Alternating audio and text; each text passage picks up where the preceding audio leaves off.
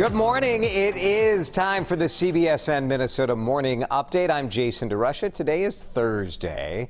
Kind of have to keep track of the days of the week this week because of the holiday on Monday. So the weekend right around the corner, and today is going to be, I think for some of us, today may be a perfect weather day. Let's take a look at Riley's Twin Cities forecast. High right around 75 or 76. Partly sunny.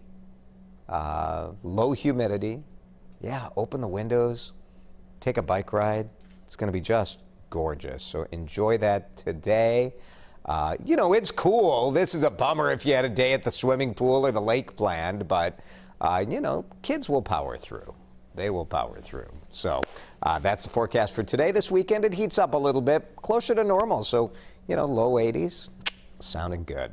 Let's talk about this because when I heard this news, it immediately made me think of how important these kind of unique roadside burger joints are to the fabric of Minnesota. The founder of one of the icons, Gordy Lundquist, has died. Gordy was 93 years old, and this is his restaurant. Gordy's Hi-Hat in Cloquet opened up in 1960. It's had some expansions. That old historic photo is so cool. But, you know, look at those onion rings, the old-fashioned burgers, just on a good old diner griddle, those great shakes.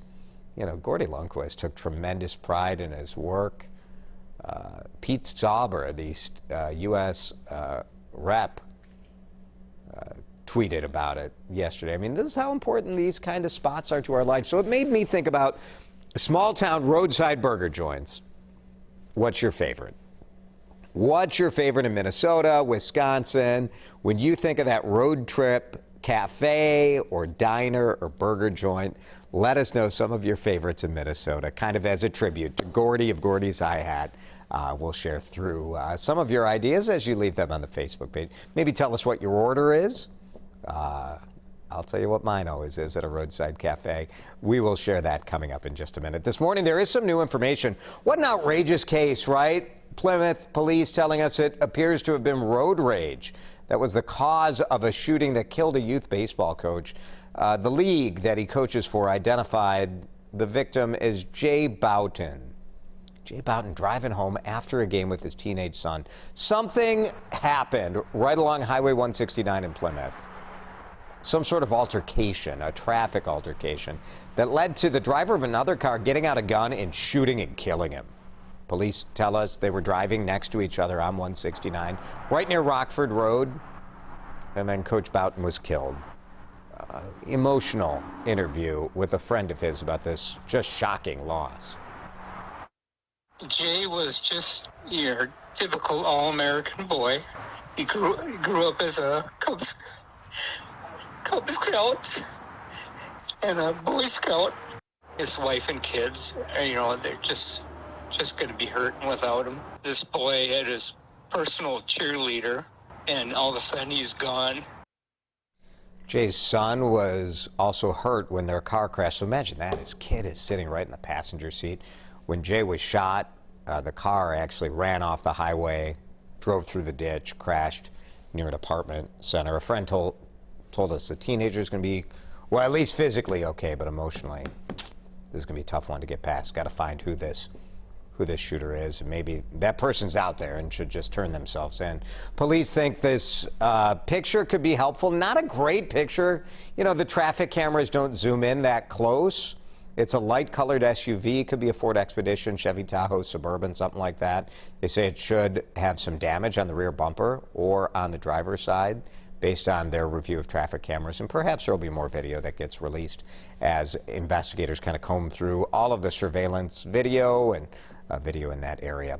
Minnesota Congressman says his cancer is returned. U.S. Rep. Jim Hagedorn says the kidney cancer is back. Recent tests showed that. Doctors first diagnosed him with kidney cancer more than 2 years ago. Hagedorn represents Minnesota's 1st congressional district. Republican says he's upbeat. He views the future as bright, and we are cheering for his health for sure. Live theater taking a step closer to returning, and maybe even more so, it's just the fact that in Minneapolis, the Guthrie Theater building is a place where people come together. Very popular spot for photos. This building has been closed for more than a year, the whole building. So it's such a cool place to go take pictures or bring friends.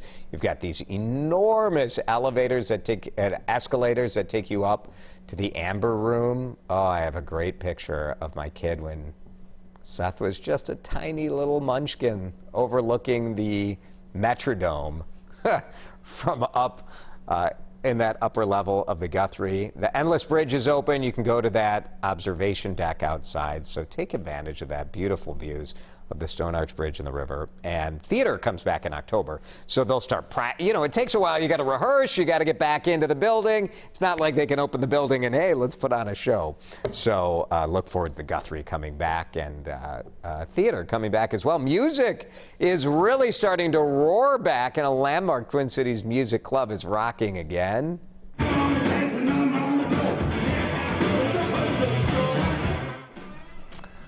Electric Six playing to a sold-out crowd at the Turf Club in St. Paul last night. Turf Club looking good. This band had to, pretty much anybody. If you're in a band, you were wiping out all of your shows from last summer. COVID shut down the Turf Club, of course. And then you might remember Turf Club is located right along that stretch in St. Paul where vandals were in some cases setting fires, and the Turf Club did get some damage, but they got some loans. They were able to kind of bring it back and rebuild it. Dessa taking the stage tonight. Starting tomorrow, new exhibit at Paisley Park in Chanhassen. One of the earliest stories I did here at Channel 4 was a tabloid report that Prince had to get back surgery. And the tabloid reported that they thought it was because of his shoes, these high heel shoes, causing back problems. And Prince was a relatively young man at that time, 18 years ago. Well, look at this collection. A team spent more than a year kind of gathering up Prince's kind of performance shoes and restoring this footwear. Probably make a pretty fair argument that his overall influence on fashion was just as impactful as his musical influence. And I think Prince spent a good portion of his time just waiting for the rest of us to catch up. No doubt, right? The drawings, I think, are the coolest, right? You see these sketches of the outfits and kind of how the shoes match. Really works of art, don't you think? All of it coordinating with Prince's clothing. Jamie Yukas did a story on this for CBS This Morning. And those shoes now on display for a limited time as part of any Paisley Park tour. Man in Rochester, this guy is a collector. He eats his Wheaties, and he has saved the boxes for years. Look at Dale High's Wheaties Box Collection. He's been keeping these for about 40 years. And so many athletes on the covers of these. On the front of the box, somewhere between 300 and 400. Look, he laid it out on his driveway. So he's selling it because anyone who is a collector of anything knows at some point you have to make that decision. Do I keep it? Do I pass it down to the next generation? Or do I sell it? And in Dale's case, he tried to pass it down, and the rest of his family said, you know what, Dale? You're a weirdo, and I don't want this crap. That's what they said. He's got some classics in there. Chris Everett, Johnny Bench, $300. You can buy the whole thing.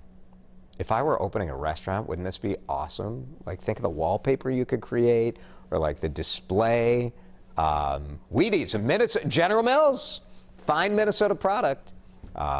Pretty cool. Okay, more food news from the nonsense file. Heinz is sick and tired of hot dogs coming in packages of 10 and buns coming in packages of 8. What do you do with those extra 2 dogs? Here's a petition, because petitions are great publicity stunts, aren't they? Heinz is calling it the Hot Dog Pact. They want dogs and buns to be sold in equally sized packages. This is so stupid, right? Hot dog manufacturers are different companies from bun manufacturers. And sometimes some buns are sold in packages of 10. Also, buy 2 packs of buns. Is this really that difficult? Is this are we really worried about this? 8, 10 wieners, 10 buns. It's time. All right. This is a debate I'm more interested in. State cheese of Wisconsin.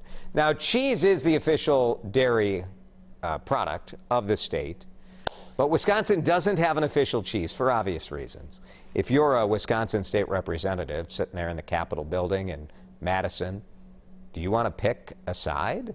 You're going to pick Colby over cheddar or Asiago or Chèvre. What are you going to pick? This is tough. This is tough. How about Swiss? They make Swiss. They make Gouda. Colby is the bill up for debate right now. The representative who put it forward said, look, I'm not saying Colby is better than provolone or better than cheddar or better than brick. I'm just saying that Colby put Wisconsin on the map for cheese. It was created in Wisconsin. 1885, Wisconsin produces more than 45 million pounds of Colby every year. There's no way that they're going to agree on this, is there? Like, why would you take that bill? It's like picking your favorite child. The biggest cheese in Wisconsin right now, I think, is Aaron Rodgers. Is that right? I think that's about right. Let's talk about, it's just dumb joke. Let's talk about favorite roadside burger joints. I'm going to take a little walk because my monitor is not working here. Grandma's Saloon and Grill in Canal Park. Yes, Grandma's in Duluth. That's a great one. Matt's Bar and Grill, the home of the Juicy Lucy. That is a great one. Thanks, Bradley. Appreciate that. Paul Curry, favorite burger joint, 5-8 Club, Lions Tap. Lions Tap in Eden Prairie. Very good roadside burger joint. Thanks, Paul. They grind their meat fresh every morning at Lions Tap. Mary says the A&W in Pine City or Baldwin. Yeah, that's cool. The A&W is, boy, they used to be everywhere. These two are independently owned, Mary says, so that's cool. Nice, thanks, Mary. How about the Lakeview Drive-In in Winona? Oh, I love the drive-in in Taylor's Falls. The drive-in root beer is good. Not as good as the Lakeview. Good to know. I do like the drive-in's root beer in Taylor's Falls and their onion rings, so good. Gordy's an icon for sure, Kimberly. Oh, the Rustic Inn on the North Shore. I saw an article about the Rustic Inn not long ago. I'd love to go check that out. Thanks, Kimberly. Charlie's? I don't know Charlie's in Freeport. That's good, Pam. Thank you. And, oh, Melody, everything on the Betty's Pie menu. Yep. The Village Inn has great pies, too. Tough to pick your favorite pie joint. Maybe we should do that for another talker here, right? That's it. That's the morning update from CBSN Minnesota. We are your only local streaming news source. Thanks for hanging out with us today. We'll do this again tomorrow at the same time. Have a good day.